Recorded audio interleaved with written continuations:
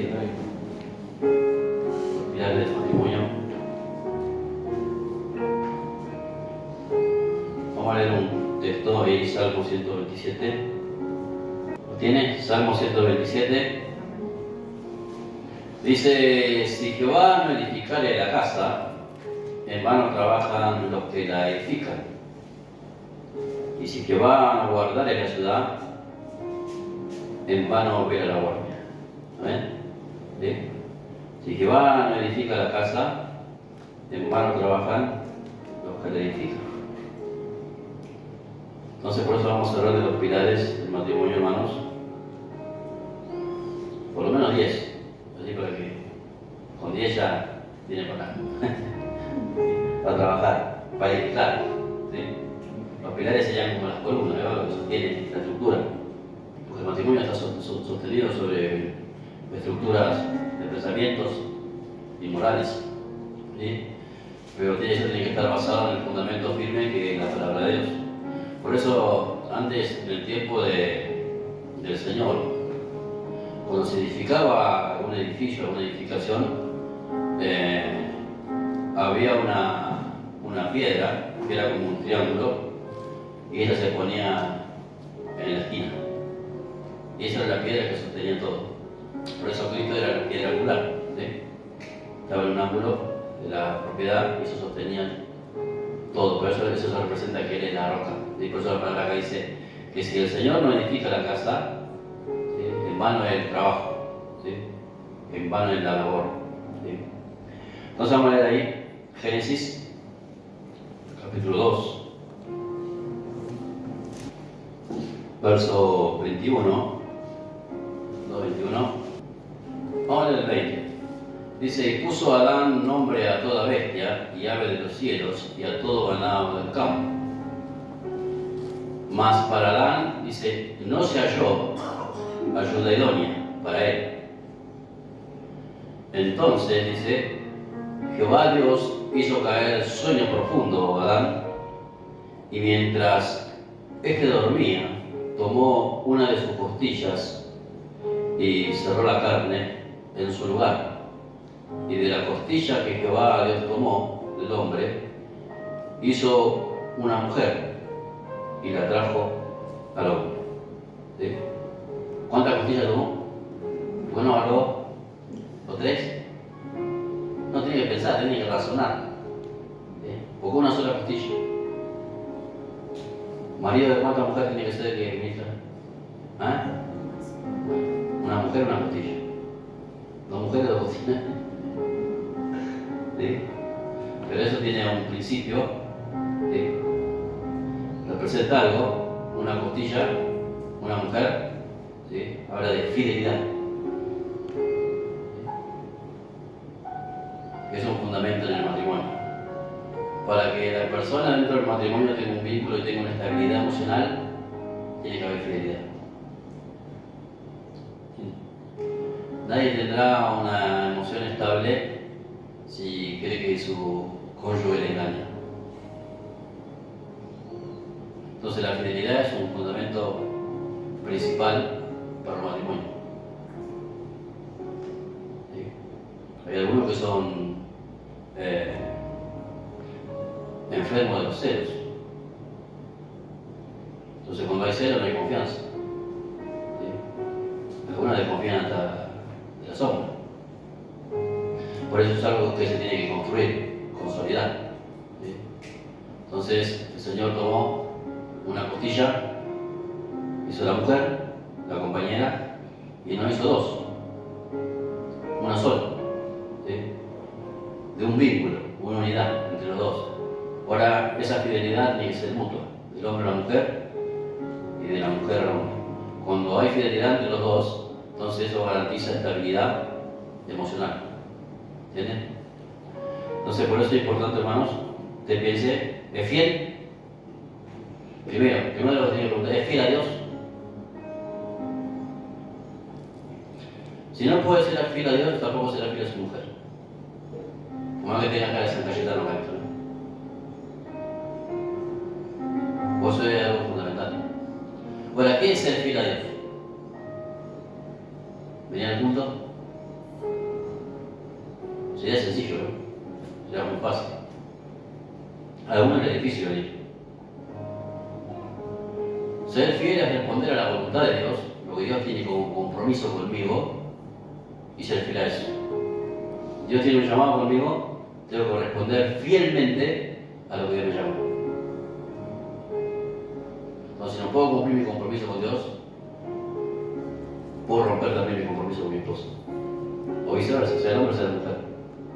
Entonces, la fidelidad es un pilar, hermanos, necesario e indispensable para que un matrimonio se sostenga a través de los años en el tiempo. ¿Entienden? Eso no se compra en el kiosco, La fidelidad es un estado moral, un principio moral, que no me permite infringir una norma o una regla. ¿Sí? Entonces el Señor que dijo con respecto al matrimonio, amarás a tu mujer como Cristo amó a la iglesia. ¿Cómo Cristo amó a la iglesia? Muriendo. Le entregó la vida por su mujer. Eso es la fidelidad. Antes que le pase algo a mi mujer, prefiero morir yo. ¿Quién era la mujer de Cristo? La iglesia. Antes que el diablo destruya la iglesia, él prefirió entregarse. Ese es el amor fiel de Dios. Ahora, ese amor que él le dio a la iglesia, es el que derramó otra vez el Espíritu Santo en nosotros y nos demanda a nosotros el matrimonio. Una fidelidad hasta la muerte, porque se casa que la muerte nos separe. No que lo separe la vecina ni la compañera de trabajo, no, la muerte. ¿Sí? La fidelidad es determinante. ¿Sí? Entonces tiene que, soy fiel. ¿Sí? Y la fidelidad no es solo la fidelidad en el aspecto físico, también en la mente, porque es un aspecto moral. ¿Sí? Yo puedo ser infiel acá, sin accionar, ¿entiendes? Pero el pensamiento está, puedo ser infiel en lo que pienso. Entonces, hermano, la fidelidad es un principio espiritual que tenemos que consolidar en nuestra estructura de la vida matrimonial. ¿Sí? Y sabe que esto es una determinación. Yo me determino a ser fiel. Es una determinación. ¿Sí? Entonces, cuando uno se determina, no tiene opciones. ¿Sí? Yo voy a seguir a Dios hasta la muerte. Es una determinación. Voy a ser fiel a mi esposa hasta la muerte. Es una determinación. ¿Entiendes? Puede tener conflictos, un montón de pruebas, pero cuando hay un amor genuino, la fidelidad se sostiene. Bueno, en ese aspecto, hermanos, la fidelidad es algo que tenemos que afijar en nuestro corazón. ¿Sí? Vamos a leer ahí el verso 23. Dice así: el 22 dijo, y de la costilla que llevaba Dios tomó del hombre, hizo una mujer, ¿sí? Y la trajo al hombre. Verso 23 dijo entonces Adán, esto es ahora, dice, eso es reconocimiento, esto es ahora hueso de mi hueso y carne de mi carne. ¿Qué significa? Usted cuando lee la palabra tiene que razonar la palabra. ¿Sí? Esto es hueso de mi hueso y carne de mi carne. Es parte de mí. Mi mujer no es algo externo a mí, no, es parte de mí. Y yo soy parte de ella. Los dos somos uno. ¿Sí? Uno es parte del otro. ¿Sí? Por eso dice, hueso de mi hueso y carne de mi carne. Entonces, ¿Dios sacó carne de Adán o no? ¿O sacó hueso? ¿Qué sacó? El hueso sacó, la costilla. Por carne no. Pero espiritualmente, somos unidad, somos una sola cosa. ¿Sí? Entonces dice ahí, dijo entonces Adán, él reflexiona, él reconoce, dice, esto es ahora hueso de mis huesos y carne de mi carne. Y esta será llamada, ¿cómo dice? Varona, porque del varón fue tomada. ¿Sí? Eso habla de igualdad. Este es un principio de igualdad y unidad. ¿Sí? Ahora, para que eso suceda en el matrimonio, yo tengo que valorar al otro. ¿Sí? Porque hay matrimonios que se tratan desigual. Uno se considera que es más. ¿Por qué? Porque el otro es albañil y el otro es abogado, ¿eh? O abogada. Entonces, como tiene más estudios, piensa que el otro es esclavo. ¿Sí? Puede denigrar, destratar. ¿Sí? No, hay igualdad. Aunque vos seas Rockefeller y el otro sea que tira el carro, no importa. En Dios somos iguales. Y como somos iguales, somos una unidad. ¿Sí? ¿Sabes cuántos matrimonios se pelean? Porque, y vos, a ver, ¿cuánto ganás vos? Cuando trabajan los dos, a ver, ¿cuánto pusiste vos? ¿Qué pagaste? Y otros que tienen un estado elevado más y trabajan y ganan bien, a veces eso lo hacen sentir en la vida matrimonial. ¿Sí? Yo pongo cara con él. Soy el mero mero. ¿Sí? Y después termina destruido el matrimonio. Igual en Cristo, hermano, hay igualdad. ¿Sí? Y hay unidad. ¿Sí? Por eso acá lo que reconoce Adán dice, carne de mi carne, hueso de mi hueso. ¿Sí? No me puedo separar de esto. Somos los dos un complemento. ¿Sí? Dios nos hizo diferente, pero los dos nos complementamos. ¿Sí? Podemos ser distintos, pero nos necesitamos. ¿Sí? Así como la llanta con la goma, ¿eh? Necesita las dos para andar. ¿Sí? Si tiene neumático y no tiene llanta, no puede andar. Y si tiene llanta y no tiene neumático, no puede andar. Necesita las dos cosas. La familia, si el hombre y la mujer no están unidos y tienen igualdad, la familia no funciona. Está barata. Entonces, hermanos, acá podemos ver, dice ahí verso 24, por tanto, verso 23, dijo esto Adán, esto es ahora hueso de mis huesos y carne de mi carne. Esta será llamada varona porque del varón fue tomada. Acá la visión que tiene Adán, hermano, es una visión totalmente espiritual. Él hace una reflexión espiritual. Acá cuando el Señor crea a su compañera, ellos todavía estaban 0 kilómetros. No había pecado. ¿Entienden? Ahora, cuando entra el pecado, la perspectiva y la visión de Adán cambia. ¿Sí? De otra. Mire, vamos a leer ahí, capítulo 3, verso 20. Acá ya había ocurrido el pecado.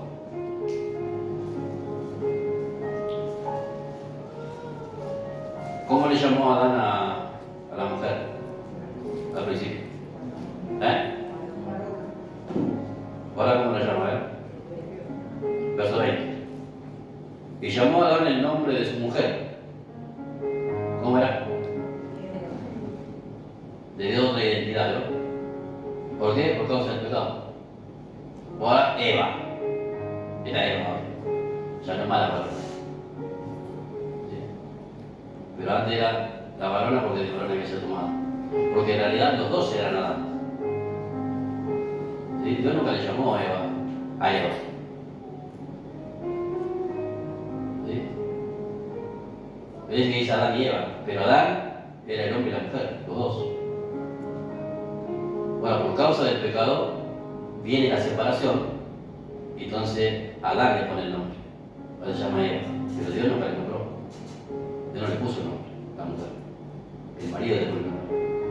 Después del pecado. Porque el pecado que hizo, los separó de Dios, le abrió los ojos naturales y se vieron que estaban desnudos.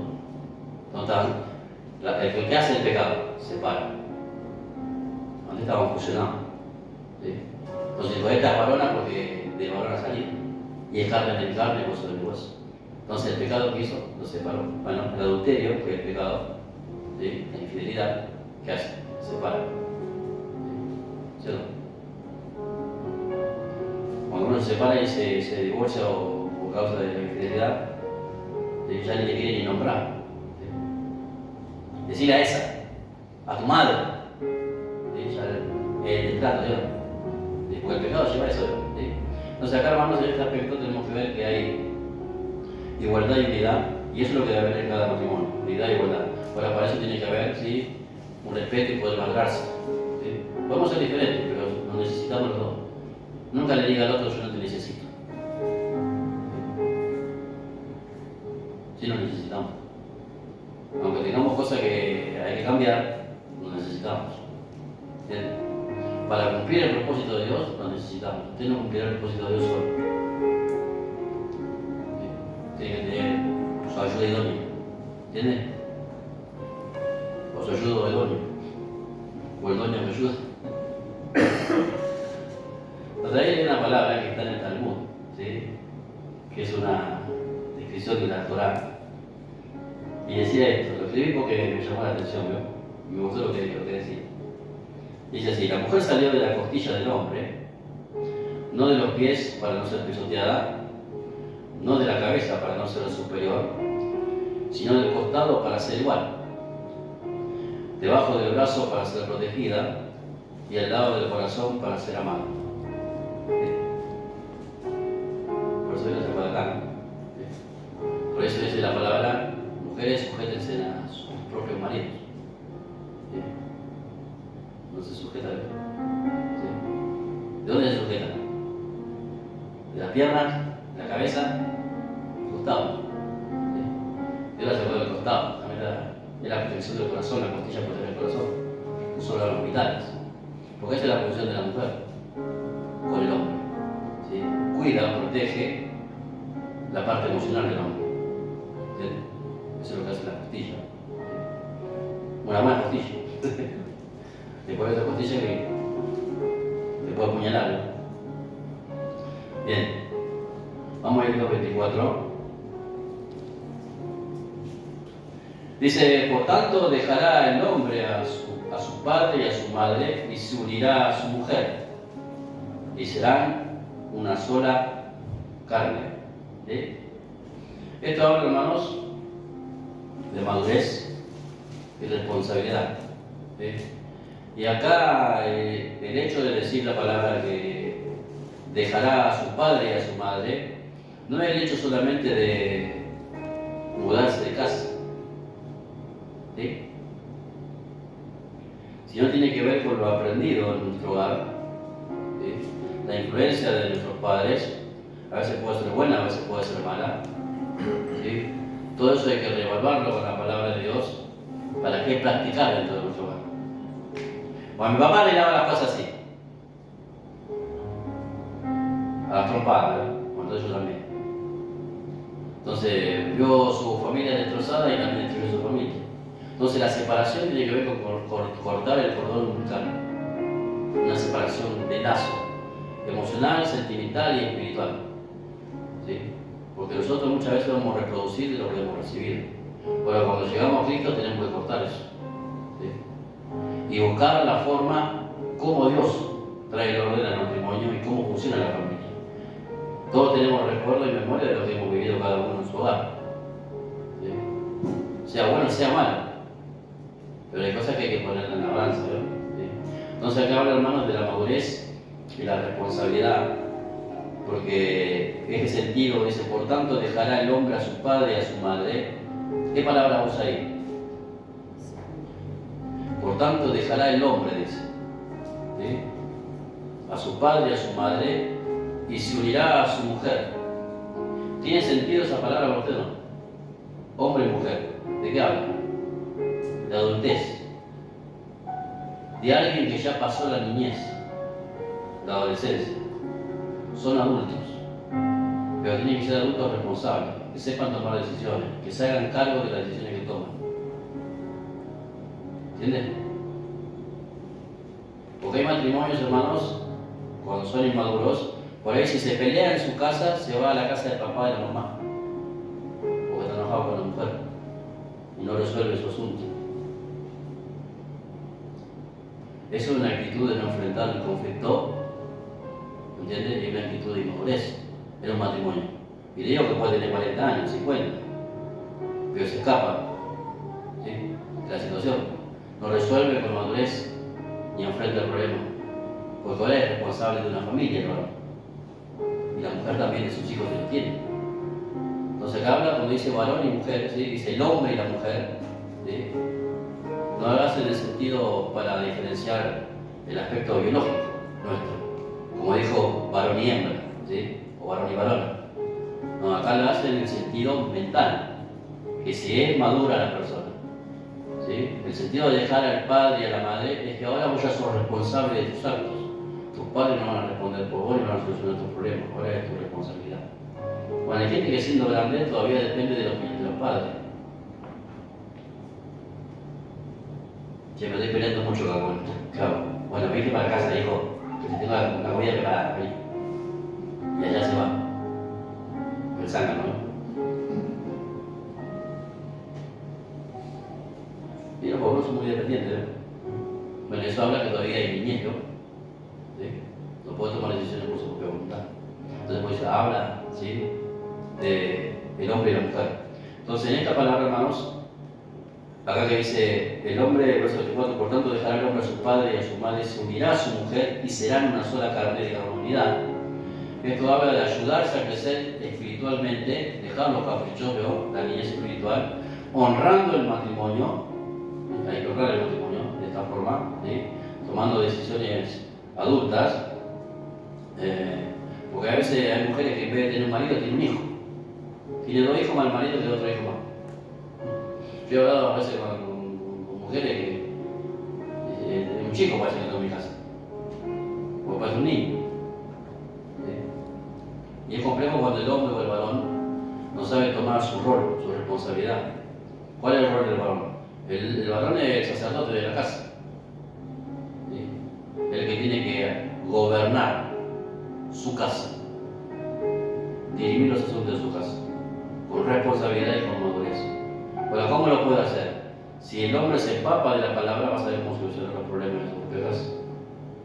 ¿Entienden? Ahora, para eso necesita una persona que esté comprometida con Dios, ¿sí? Porque nosotros como varones, a nosotros nos dio un sacerdocio, que lo ejecutamos en nuestra familia, todos somos responsables. Y Dios nos dará cuenta a nosotros, nos pedirá cuenta a nosotros de lo que pasa en nuestra casa. Si usted lee la historia, no lo va a poner ahora, pero si usted lee la historia, cómo sucede el pecado entre Adán y la serpiente, bueno, la serpiente engañó a Eva. Eva fue la primera que pecó, comió el fruto. Ahora, Dios cuando sale a buscar el medio del campo, nunca buscó a Eva, lo buscó a Adán. Dice, ¿dónde estás? ¿Por qué te escondiste? No, es que tuve miedo. ¿Quién te enseñó que tienes miedo? ¿Acaso comiste el árbol que te mandé que no comieses? Sí, pero fue la mujer que me diste. Dios siempre busca a quien Él puso en su diseño como responsable. Aunque la decisión que afectó el matrimonio de ellos lo haya tomado otro. Obviamente que Eva pagó las consecuencias, ¿no? Porque antes la mujer tenía hijos sin dolor. Por causa del pecado viene el dolor de parto. ¿Sí? El hombre se alimentaba de la tierra sin sudar, sin fatigarse. ¿Sí? Por eso Adán vivió 990 años, casi 1000 años. Pero por causa del pecado, ¿sí? Vas a comer el alimento con el sudor de tu frente. Es parte de la consecuencia del pecado. Pero Dios siempre lo hizo responsable a Adán, ¿sí? No a Eva. Aunque la que infringió la norma fue ella primero. Y ella lo influenció al marido para que también coma. Ahora, parece injusto, pero desde el punto de vista de Dios, el responsable de su mujer y las acciones de su mujer era el marido. ¿Entiendes? Por eso es importante el rol del marido en el matrimonio. El marido tiene que tomar la rienda, porque Dios te va a pedir cuenta. Entonces, tienes que coger los pantalones, el cinturón, los cordones y tomar tu lugar.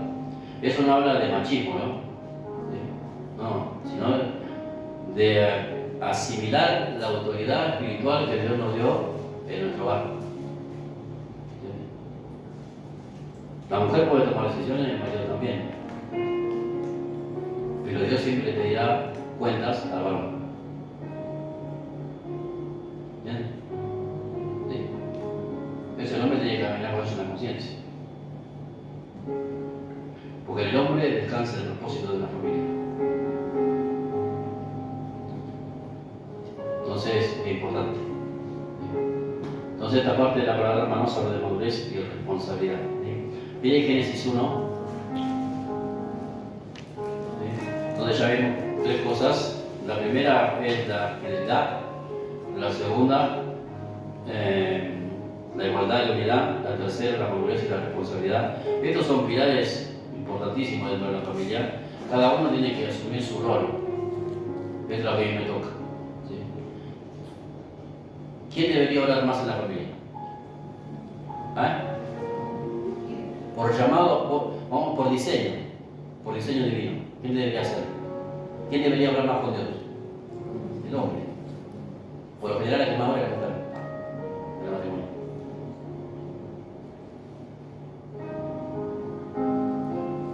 Pues hay muchas cosas que no funcionan. Porque el rol de las responsabilidades, a veces el hombre es bastante negligente.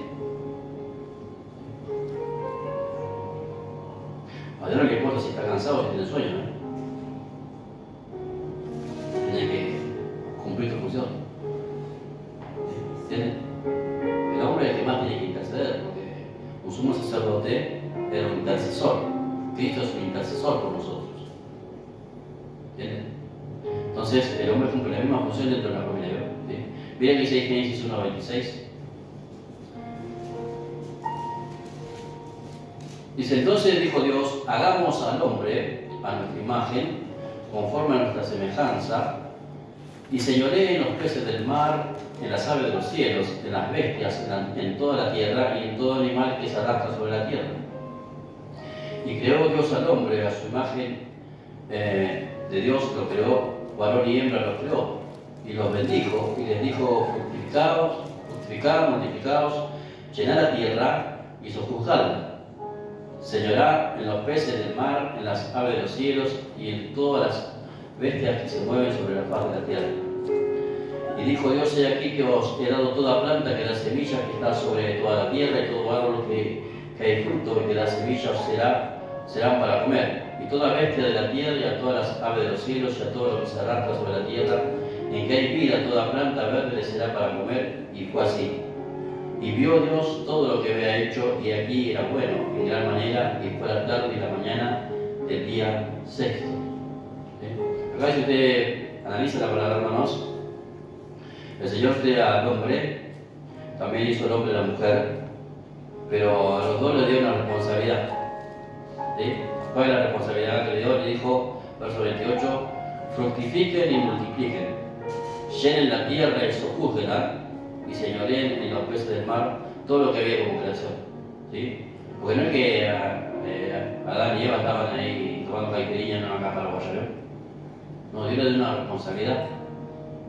Era cuidar el huerto. Ellos tenían que cuidar el huerto. ¿Entienden? O sea, lo primero que viene del hombre, ¿qué fue? Trabajo. ¿Sí? Todas las especies que existen sobre la faz de la tierra, todos los nombres que tienen, los pájaros, los peces, todos los animales terrestres, todos Adán le puso un nombre. Yo me imagino que Adán volaba, o las aves mojaban, o que nadaba y no se ahogaba. Porque el cuerpo de Adán, hermanos, en el tiempo que está en el huerto, estaba en una cuarta dimensión, porque era un hombre espiritual. ¿Entiendes? No tenía un cuerpo mortal.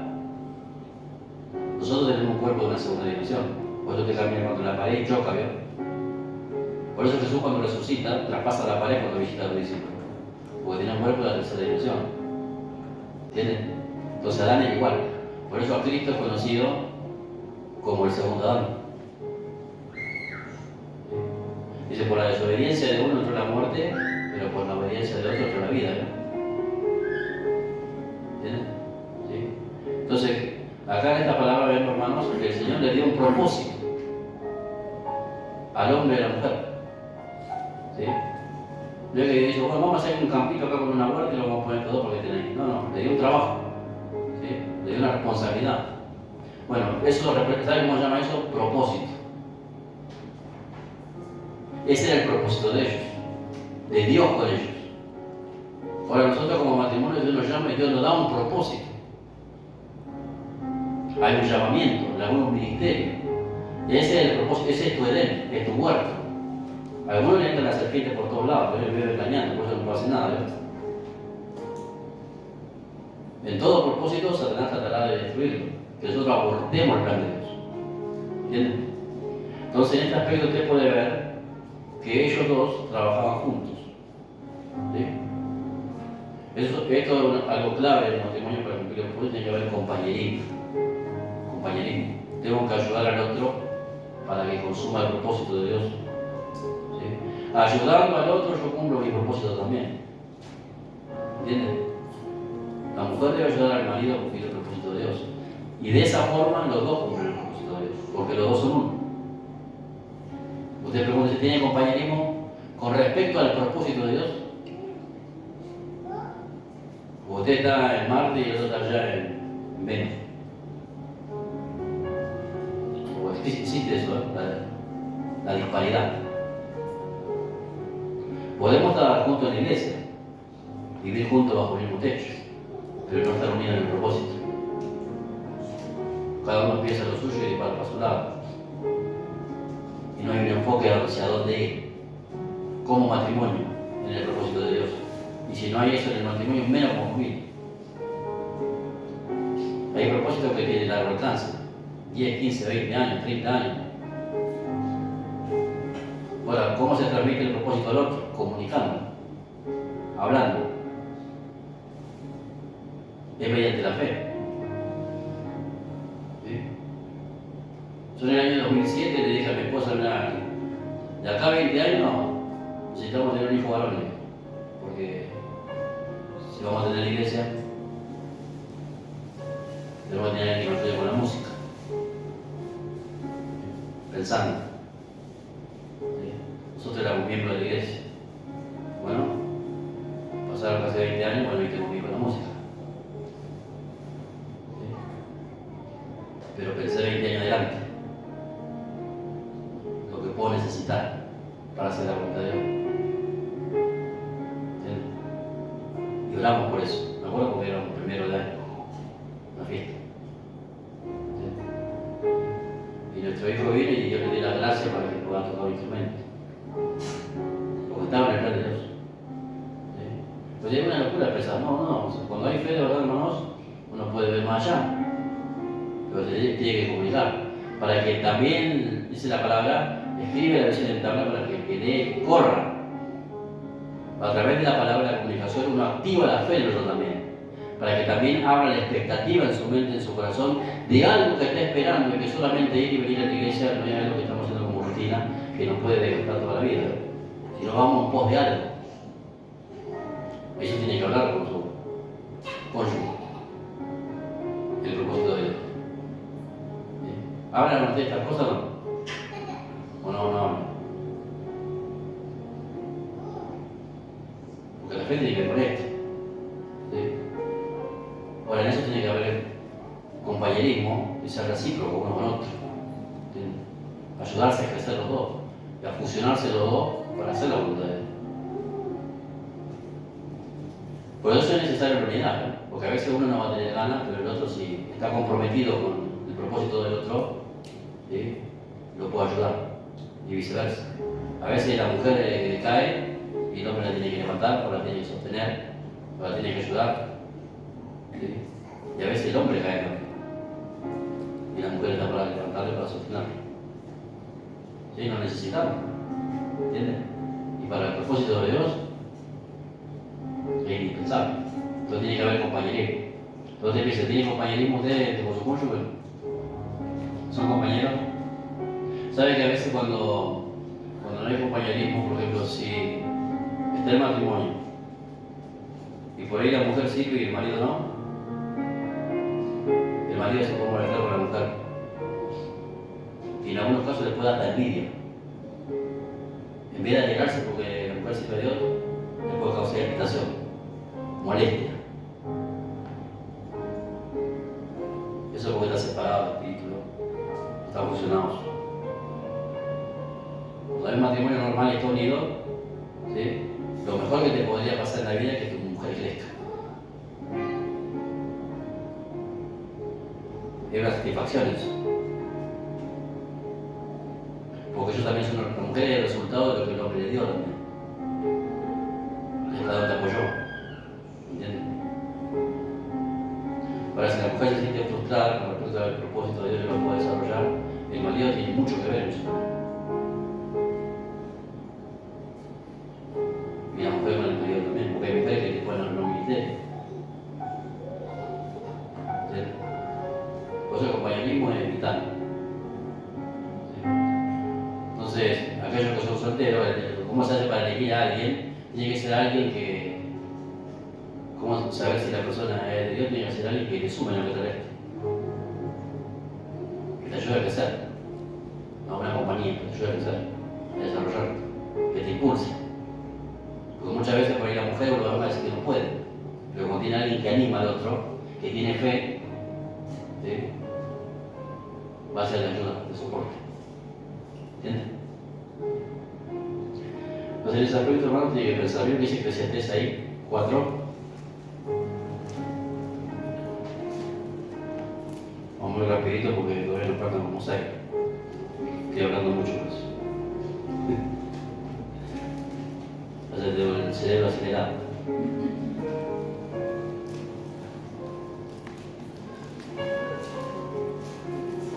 Cuatro, 9.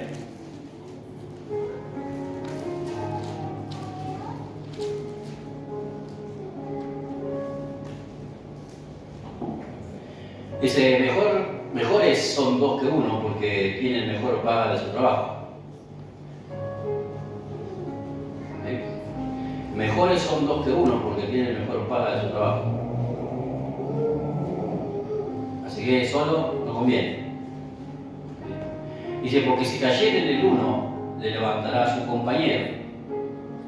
Pero ay del solo, dice. Veo que hay una expresión ahí, la palabra.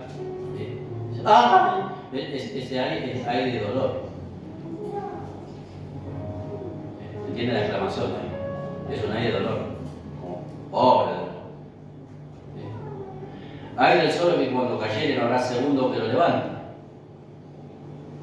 También si dos durmieron juntos se calentarán mutuamente. Mas, ¿cómo se calentará un solo? Con un aire acondicionado.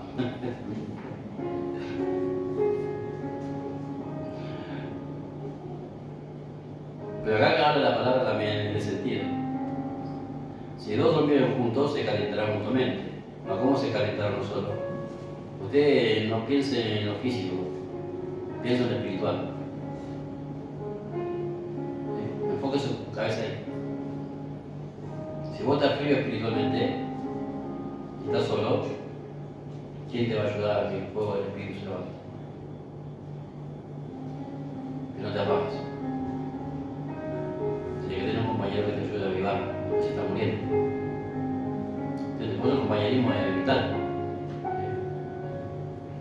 Yo veo que ya no está hablando, no tiene en la iglesia, está otra vez medio meditarle al compañero o a la compañera para fogonearlo al otro para que pueda levantarse de vuelta y andar. ¿Entiendes? Buscar a Dios. ¿Sí? A veces mi esposa cuando me veía medio así, medio que estaba medio mal, decía, anda a la iglesia. Con eso ya era todo. Ya, anda a la iglesia. Anda a la iglesia un rato.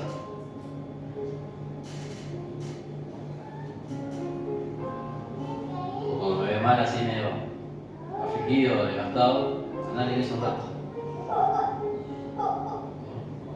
Porque capaz que mi voluntad no quiere, pero me está empujando a que tome una acción que a mí me conviene en ese momento. Estoy así. Muchas veces no he tenido ganas de estar o de venir. Pero tuve la sensibilidad y la humildad también después de oír a mi esposa y digo, voy, sin ganas. Pero Señor, voy sin ganas. voy pedaleando sin ganas, así, y llego, entro y me quedo acá.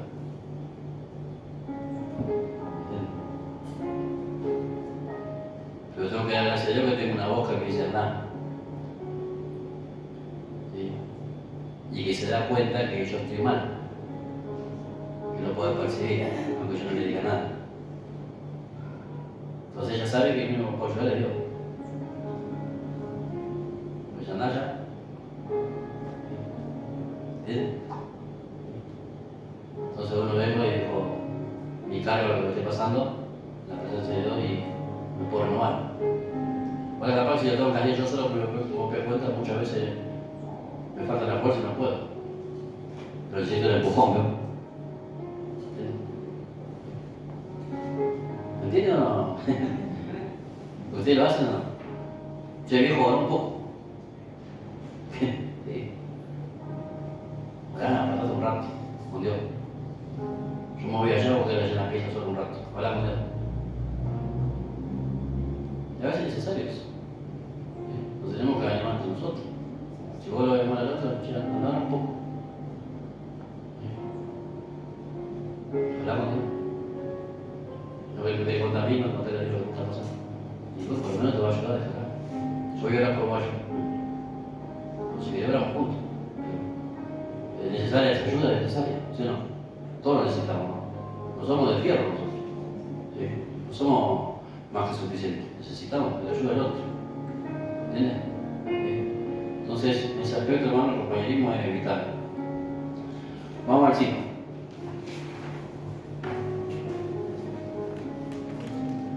Génesis 2:25. Vamos a ir rapidito porque no se van a querer comer los pequeños.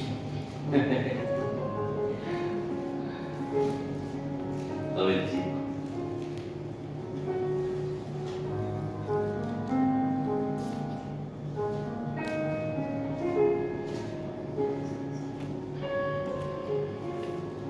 Dice así. Y estaban ambos, dice, desnudos, Adán y su mujer, y no se avergonzaban. ¿Sí? Acá hay un principio, ¿no? En esto. Estaban desnudos los dos, no se avergonzaban. ¿De qué habla esto? La honestidad y la transparencia. No tengo nada que ocultar. ¿Sí? Estoy desnudo. No físicamente. No tengo nada que ocultar. Enséñame a tener que ocultar, dame tu celular. Santo, Dios, ayúdame. Líbrame. ¿No? Cuando hay transparencia, no tenés temor, no tenés miedo, de nada. Porque hay paz mental en el corazón. Que te olvidaste del celular, te olvidaste, no tenés nada que ocultar. Vos sos transparente. ¿Sí o no? A uno le cuesta el celular, parece que es Espíritu Santo, ¿no? No puede estar en ningún lado. Ni al baño sin el celular. Pero cuando hay transparencia, hermano, no tiene problema. Nosotros nacimos sin celular. Ustedes nacieron con no. Son cosas que se compararon en la vida cotidiana de la gente y la gente no puede vivir sin esto. Porque es algo totalmente adictivo, que lo puede ser porque es adictivo. ¿Sí? Pero hay que saber despojarse de eso. ¿Entiendes? El celular no es tu vida. Pero te puede arruinar la vida. Si no es transparente. Si no es honesto. Entonces, algo que tiene que ver el matrimonio, hermanos, es hipocresía.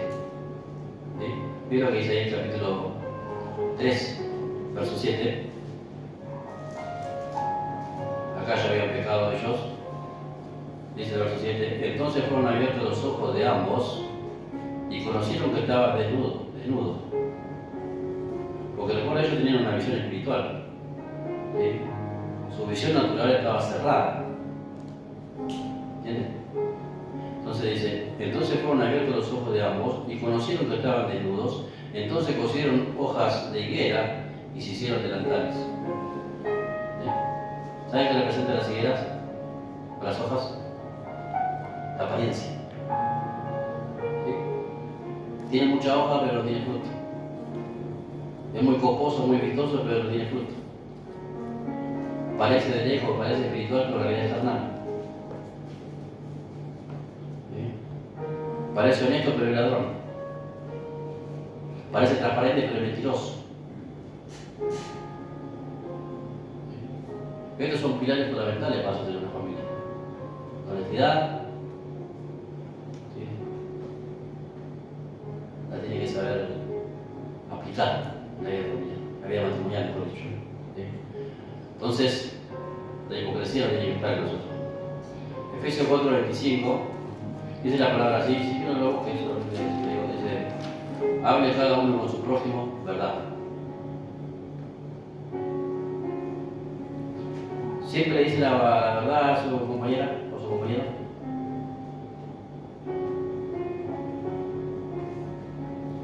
Bueno, eso tiene que ver con la transparencia. La transparente. No hay nada que ocultar. Eso da estabilidad y armonía en la vida matrimonial. Porque el otro puede confiar, ¿sí?, en la persona. Y no despierta ninguna sospecha ni ninguna inquietud en el corazón del cónyuge. ¿Bien? Bueno, vamos al 6. Vamos a acelerar un poquito. Lea el libro de Amós. Amós, verso 3. Capítulo 3, perdón. Amós, capítulo 3.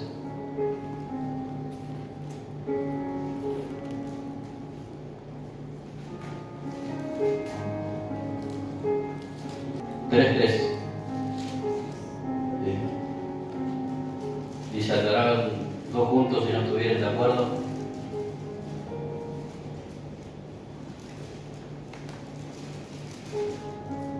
¿Sí? ¿Encontraron? Dice eso, ¿sí? Andarán dos juntos si no estuvieran de acuerdo. Ahí la palabra andar no es que vamos caminando por la misma calle, sino se trata de vivir, ¿sí?, de convivencia, ¿sí?, de andar en la vida, ¿sí?, en la vida diaria. ¿Andarán dos juntos si no están de acuerdo? Obviamente que no. ¿Sí?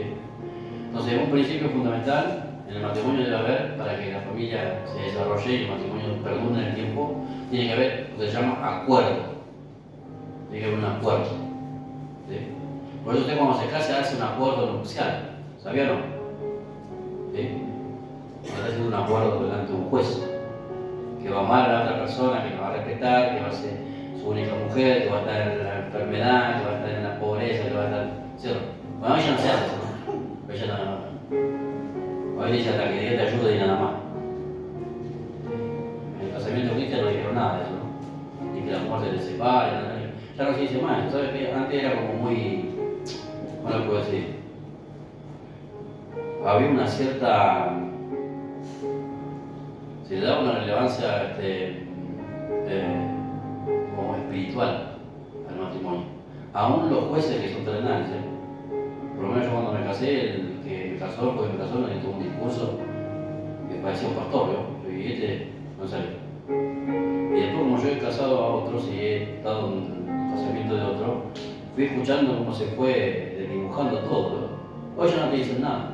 Firma acá, poné el sellito, sacate la foto en tu casa. No dicen más nada, ¿no? O sea, le sacan el peso, ¿sí?, que tiene el matrimonio. ¿Sí? Entonces, cuando uno se casa, es un acuerdo delante de Dios. ¿Sí? Un pacto delante de Dios. ¿Sí? Usted sabía que el voto matrimonial es un pacto entre el hombre, la mujer y Dios. Después lea usted si quiere Proverbios 5. Entonces, hermano, en ese aspecto tenemos que tener acuerdo. ¿Sí? En muchas cosas en la vida matrimonial usted se va a tener que poner de acuerdo. Hay cosas que son más simples y otras cosas que son más difíciles, que tienen que estar de acuerdo. ¿Entienden? ¿Sí o no? Hay que consensuar. Miren lo que dice Mateo 12:25.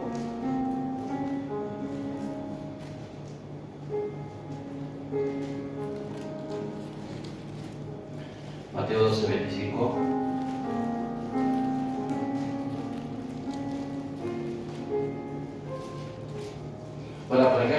que tiene que haber? Una conversación, un diálogo, ¿sí o no? No hay acuerdo si no se habla.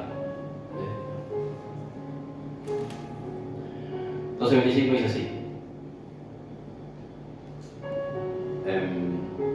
Mateo 12, 25. Sabiendo Jesús los pensamientos de ellos, le dijo: todo reino dividido contra sí mismo es asolado, y toda ciudad o casa dividida contra sí misma no permanecerá. ¿Sí? La división a veces está dentro de la casa, dentro del hogar, porque no estamos de acuerdo. Podemos estar juntos, pero no en armonía. Cuán bueno y cuán delicioso es cuando están los hermanos juntos sin armonía, porque allá el Señor derrama bendición y vida eterna. Cuando están juntos, pero no en armonía. Yo puedo estar juntos bajo un mismo techo, pero diciendo con la persona que estoy conviviendo. No estamos de acuerdo, no tenemos un mismo sentido. Para esa división de pensamiento puede traer una fragmentación dentro de la familia, en cualquier aspecto. Porque no es acuerdo, ¿eh? Entonces, en ese aspecto, hermanos, una casa dividida que no está de acuerdo, tarde o temprano, llega a la destrucción. Mira lo que dice Mateo 18 ahí.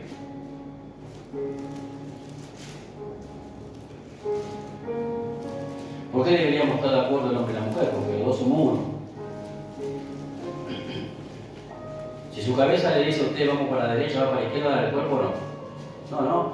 ¿Por qué? Piénselo. ¿Por qué? ¿Por qué si su cabeza dice que vaya a la derecha, su cuerpo va para la derecha? ¿Por qué pasa eso? ¿Por qué no va para otro lado? Porque está fusionado, está conectado, está unido, está cimentado. Funciona como una unidad. Somos diferentes miembros, pero la orden que recibe actúa. ¿Entiendes? El matrimonio es igual. Ponemos de acuerdo, nos fusionamos y vamos hacia el mismo lado. ¿Qué vamos a hacer este año como matrimonio? ¿Cuál es nuestra meta espiritual como matrimonio? Como familia, como ministerio. ¿Cuál es? ¿A dónde vamos? ¿Qué hacemos este año? Bueno, vamos a ponerlo de acuerdo. Bueno, este año vamos a orar más, porque el año pasado no oramos nada. Bueno, nos vamos a motivar entre los dos para poder hacerlo. ¿Qué vamos a hacer este año? Y bueno, vamos a congregarnos más, porque nunca nos congregamos. Un acuerdo. ¿Sí o no? Y cosas que ayuden mutuamente a los dos a crecer. ¿Entiendes? Mira lo que dice ahí, Mateo 18, verso 19. Verso 19. Otra vez digo que si dos de vosotros se pusieran, ¿cómo es? De acuerdo. En la tierra, vive en la tierra, usted no. Porque vos puedes estar Júpiter y el otro de acá. Acerca de cualquier cosa que pidieren les será hecho por mi Padre que está en los cielos. ¿Cuándo Dios va a dar cualquier cosa que pidamos? Cuando hay acuerdo. Un acuerdo es una resolución, ¿usted sabía? Resolvimos esto. Tenemos este conflicto, está bien, pero llegamos a un acuerdo. Lo resolvimos. Y ahí está Putin con Donald Trump y el otro ya Xi Jinping. Vamos a un acuerdo de paz, vamos a ver qué hacer. ¿Sí? Hay conversaciones, hay litigios, se ven los pros y los contras y llegan a un acuerdo. ¿Para qué? Para que el daño no sea peor. ¿Entiendes? Bueno, el matrimonio se tiene que consensuar el acuerdo. ¿Sí? Si nos ponemos de acuerdo, estamos de acuerdo, acá el Señor garantiza algo. ¿Qué va a hacer? Para responder. Sobre cualquier cosa que le pide. ¿Sí o no? Vamos a ver de vuelta. Otra vez digo que si dos de vosotros se pusieran de acuerdo en la tierra acerca de cualquier cosa que pidieren, les será hecho por mi Padre que está en los cielos. ¿Sí? Obviamente que ese de pedir cualquier cosa siempre tiene que estar adherido, ¿sí? Aplomado de acuerdo a la voluntad de Dios que está en la palabra. Vamos a orar para que Dios nos dé otra mujer y somos tres en vez de dos. No, pavada no. ¿Sí? No, lo que te da de acuerdo a la voluntad de Dios. Eso Dios desde los cielos te va a responder. ¿Entiendes? Pero tiene que haber acuerdo. ¿Por qué orando vos? No, yo te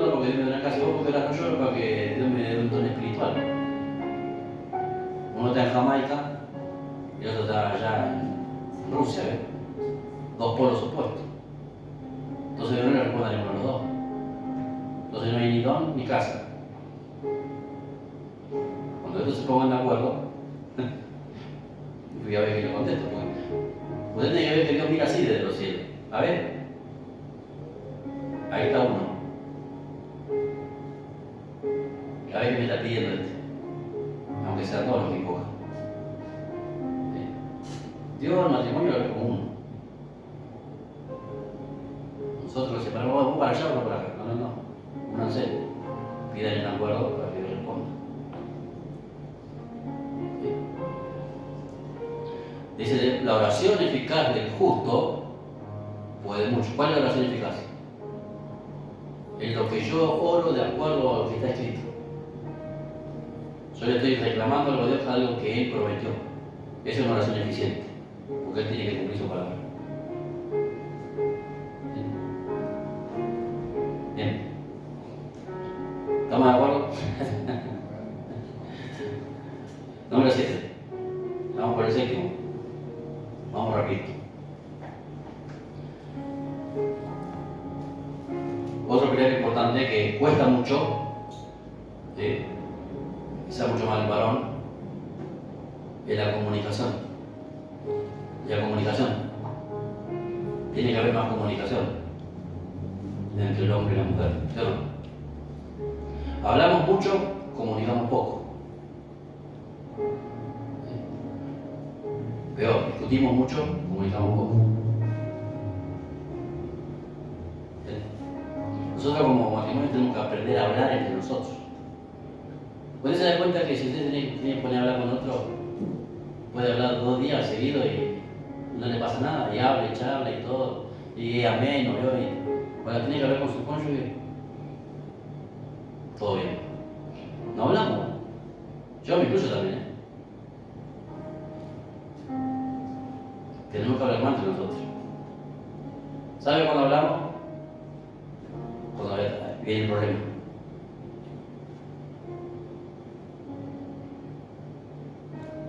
Ahí empezamos a hablar.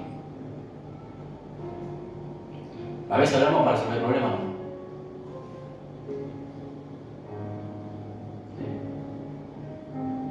¿Sí? Ese es el lazo de nuestras conversaciones. ¿Qué sería lo ideal? Que podamos hablar, que vamos a hablar de nuestro propósito. ¿Qué vamos a hacer?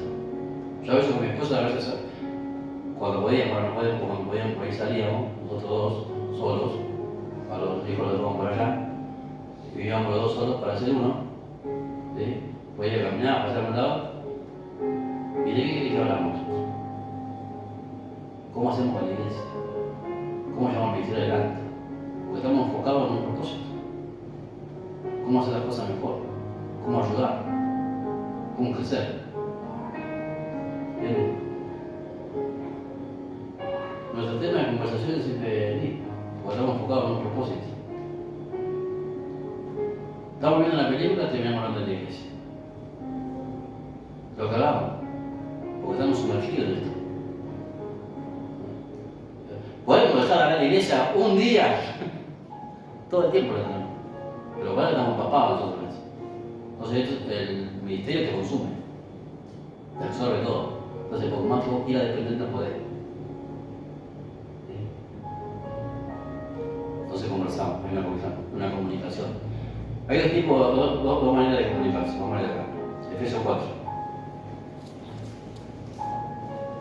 Usted tache ahí, o marque, subraye, o póngale un dedo, una uña, algo ahí, la que usted usa.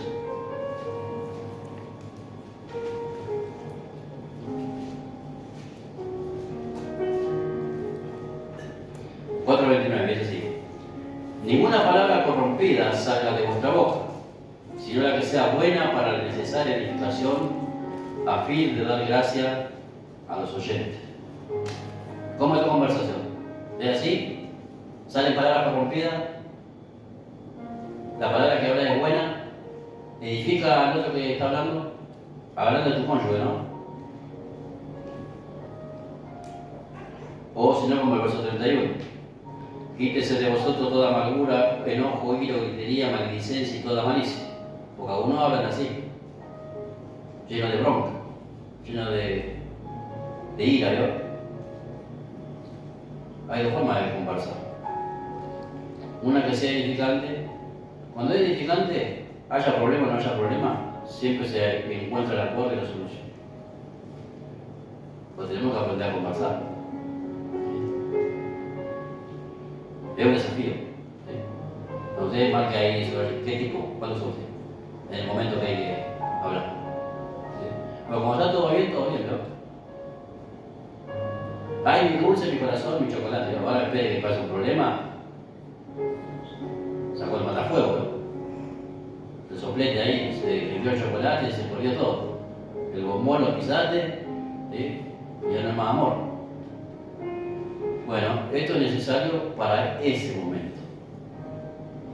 El momento del conflicto. Ahí tenemos que saber cómo hablar. Porque podemos terminar en complicado. ¿Sí? Bueno, ¿qué te piensa? Yo pienso claramente. ¿Cómo conversamos con nuestro cónyuge? ¿Tenemos una buena comunicación? ¿Qué es una buena comunicación? ¡Dale vos, debe! No, es la ira, ¿no? ¿Sí? Está sacado. Ahora cuando está bien, ¿cuál es la corazoncito? ¿Qué corazoncito? Cuando está bien, de cualquiera, ¿no? Pero cuando está mal el asunto, que uno mantenga la templanza, la mansedumbre del espíritu, para sobrellevar la situación que está viviendo. Y si hay ayuda, que el conflicto se agrave. Porque hay situaciones que te ponen contra la espalda y la pared. Y es mejor que el espíritu te tenga bien agarrado. Pues si se suelta la cadena, puede ser desastre. Entonces, en ese aspecto, hermanos, tenemos que aprender a comunicarnos. Número 8. 1 Pedro, capítulo 3. Como voy a hablando. Si no van a entrar todos los demás manos, van a comer los pequeños. 3, 1 Pedro 3, verso 7. Vamos a hacer uno y uno, ¿sí? Uno para la mujer y uno para el hombre. Miramos para el hombre, con el cabecillo de la banda. Bueno, esto es la muestra de afecto. ¿Sí? En el matrimonio esto es fundamental, tiene que haber muestra de afecto. ¿Sí? Mira lo que dice 1 Pedro 3, 7. Vosotros, maridos, igualmente vivid con ellas sabiamente. ¿Cómo tiene que vivir el marido con la mujer? Sabiamente. ¿Y qué implica la sabiduría? Que lo que adquirió como conocimiento lo lleva a la práctica. ¿Sí? De esa forma se vive sabiamente. Yo aprendí porque me están enseñando cómo hacer la voluntad de Dios. Entonces, si vivo sabiamente, estoy practicando lo que recibí. ¿Sí? Bueno, si yo lo que oigo lo recibo, pero no lo practico, eso me hace vivir insensato. ¿Sí? Entonces, esa es la palabra ahí. Vosotros, maridos, igualmente vivís con ellas sabiamente. Ustedes saquen la S pongan con ellas, porque algunos me dicen, me dice ellas, dos o tres, no. Dice, dando honor a la mujer como vaso más frágil. Veo que no dice vaso frágil, ¿no? ¿Cómo dice el vaso? ¿Por qué dice más? Porque el hombre también es frágil. Aunque sea más tosco, más áspero, pero también es frágil. Uno como hombre puede llorar como su mujer. A mí me caga porque el hombre no llora. Los hombres lloran también. Y es saludable que el hombre llore. A veces yo necesito llorar. Y eso no me hace menos masculino. ¿Entiendes? Porque tengo emociones y sentimientos. Entonces no las puedo reprimir. Entonces a veces es bueno, ¿sí? Yo muchas veces lloré con mi mujer. Por cosas que me pasaron a mí.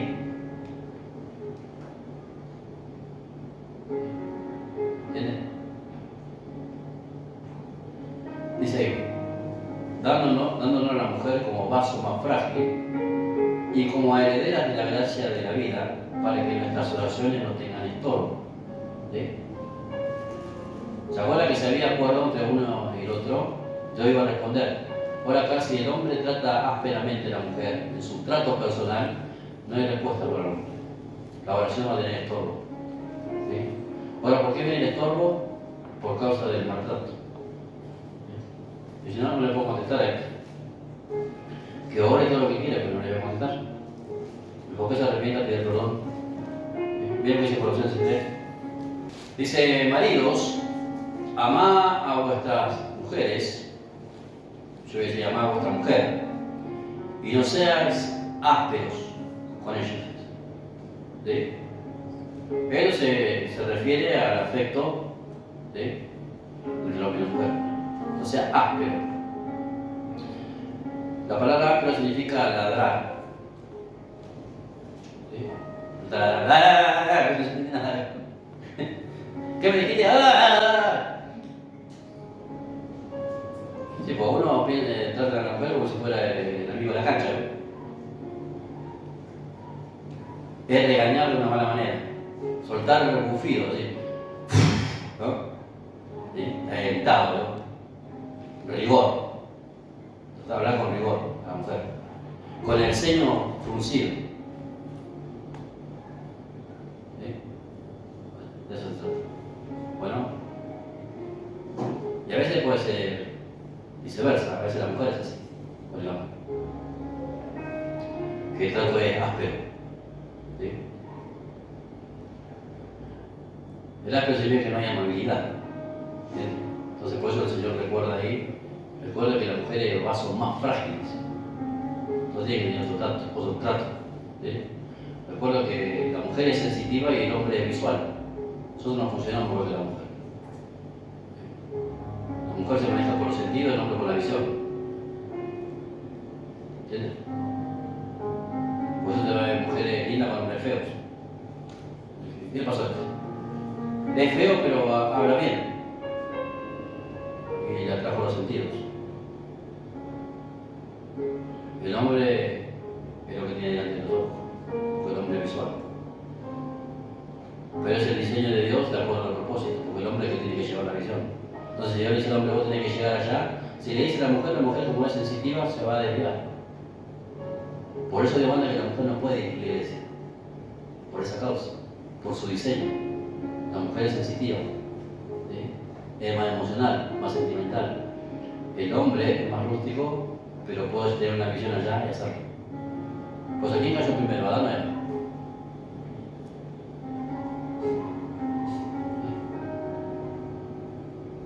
Por eso Dios nos diseñó así. Ahora, somos diferentes, necesitamos lo que tenemos que funcionar. El hombre lleva adelante la visión del matrimonio, de la familia y del ministerio, o del proyecto que tenga en su vida.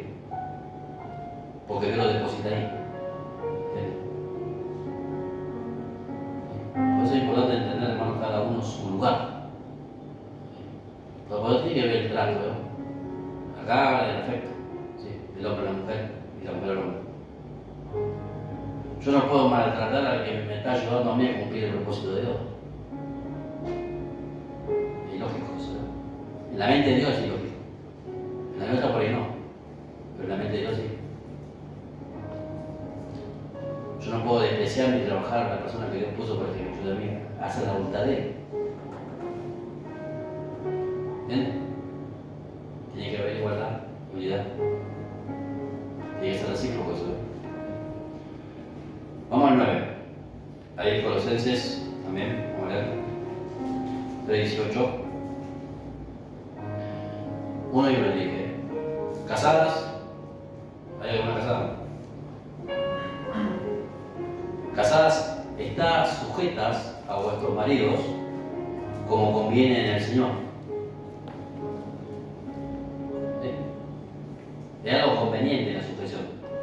Ahora, la sujeción no es por imposición. La sujeción no es por manipulación. La sujeción es solamente por amor. Miren lo que dice Efesios 5.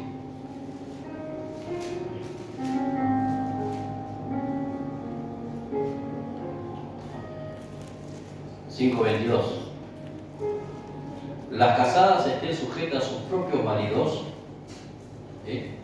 como el Señor. ¿Entienden? Vamos a 1 Corintios 11.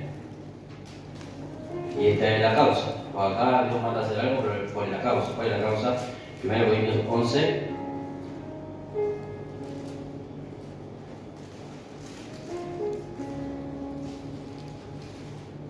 Verso 2 dice así: Os alabo, hermanos, porque en todo os acordáis de mí y retenéis las instrucciones tal como las entregué. Acá Pablo le da la instrucción de ese Corinto. Dice: pero quiero que sepáis que Cristo es la cabeza de todo varón. ¿Por qué Dios manda que la mujer se sujete al marido? Porque Dios respeta el orden de su diseño. Y cuando eso se altera, se desordena la familia. Hay familias que la mujer manda. ¿Sí? No manda de que es la mandilona de la casa, no en el sentido de la mujer sargento, sino que la mujer cumple el rol que debería cumplir el varón. Es la que más decisiones toma en la casa y el hombre no se hace responsable de su lugar. Eso es un problema para los hijos después. Dice: pero quiero que sepáis que Cristo es la cabeza de todo varón y el varón es la cabeza de la mujer y Dios es la cabeza de Cristo. Dios está acá ampliando a través de Pablo el diseño, cómo funciona la estructura piramidal. ¿Sí? Dios es la cabeza de Cristo, Cristo es la cabeza del varón y el varón es la cabeza de la mujer. Así funciona. Fuera de ese orden se desordena todo. Entonces eso lo tiene que entender el hombre y lo tiene que entender la mujer. Porque la palabra sujetarse en nuestra mente occidental uno lo relaciona con sumisión y con esclavitud.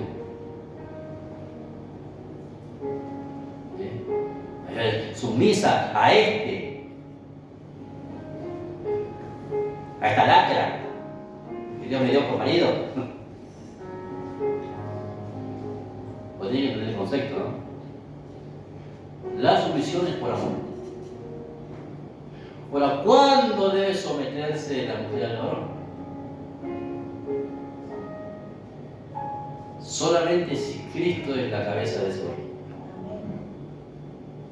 Solamente eso.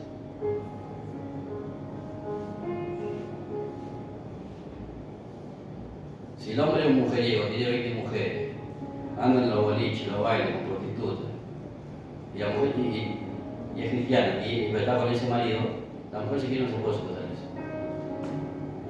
No está obligada.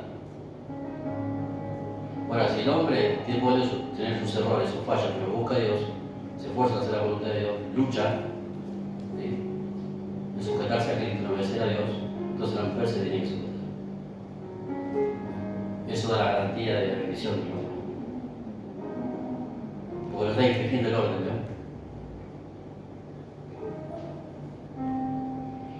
Conocí un caso de un matrimonio mexicano que estaba jugando el truco uno con el otro y perdió. Y cuando perdió dijo: pues si yo pierdo, te traigo a mi mujer. Entonces la mujer cuando vino, como él tenía que jugar con el compa porque yo te aposté. Y aparte la Biblia dice que vos te tenés que sujetar a mí, entonces lo tenés que hacer.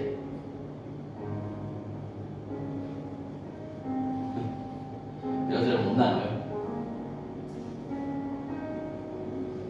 Es lo mismo que la mujer se tiene que sujetar al marido que la agarra a golpe. Yo te mando en cana. Que no me entere. Te llevo de los pelos y te comisaría. Yo a uno tuve que tratar así: mira, hermano, ¿te arrepentí de hacer la cosa bien? Si no, también la mujer, separate. O si no, yo mismo te voy a denunciar. Punto.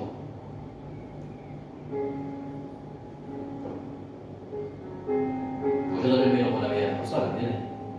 Entonces, si el otro loco la mata, yo también soy responsable. Si yo sé, yo te está pegando. Yo tengo que actuar porque me podría pasar. Y estoy entrando un caso, entonces lo puedo denunciar. Me doy idea de cosas así. Entonces yo tengo que ajustar los tornillos. Si no, hermano, al otro bolsito y andate.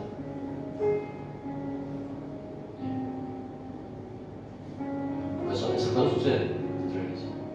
Para la mujer casarse si el otro la maltrata, o la golpea, o le pega, o la daña psicológicamente, o la manipula, o la tiene sin comer.